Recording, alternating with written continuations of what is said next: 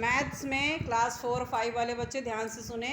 आज हम लोग समझेंगे भाज्य और अभाज्य संख्याएं क्या होती हैं और किसे कहा जाता है। ठीक है, तो यहाँ पे देखिए बोर्ड पर ये लिखा हुआ है भाज्य संख्याएं और अभाज्य संख्याएं। तो सबसे पहले हम भाज्य संख्याएं समझेंगे। भाज्य संख्या को इंग्लिश में कहा जाता है कंपोजिट नंबर्स। क्या कहा जाता है? ये क्या होती हैं, कौन सी संख्याएं हैं, ज़रा ध्यान से देखते हैं हम लोग।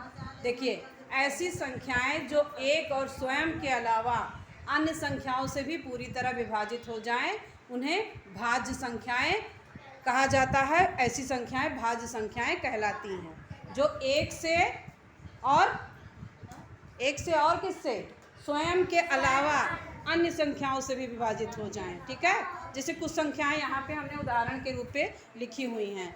देखिए, भाज्य संख्याओं का उदाहरण दिया गया है 4, 6, 8, 12, 14 और 16। ये स्वयं से तो कटती ही है, दूसरों से भी विभाजित हो जाती। कटने का मतलब विभाजित होना। ठीक है, अच्छा, ये हो गई भाज्य संख्याएं। ठीक, जैसे 18 भाज्य संख्या है।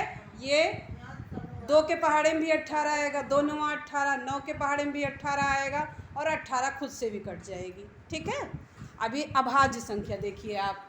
अभाज्य को इंग्लिश में कहते हैं प्राइम नंबर। क्या बोलते हैं? Prime number.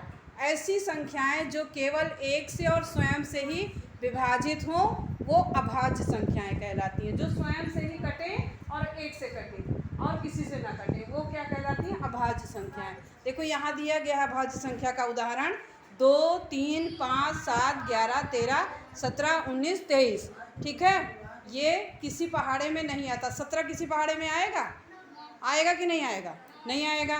23 आएगा किसी पहाड़े में? नहीं आएगा।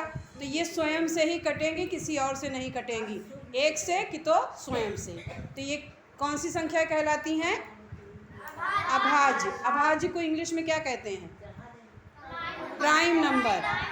कौन सा नंबर? हाँ, प्राइम नंबर। और भाज्य को क्या कहते हैं इंग्लिश में? Composite number. अब आप बोर्ड पर जो लिखा है इसको अपनी कॉपी में उतार लीजिए और एक एक करके एक बच्चा यहाँ पे आएगा, है ना, और आकर के मुझे बताएगा और सारे बच्चों को समझाएगा। ठीक है, तो पहले आप इसको नोट कर लीजिए।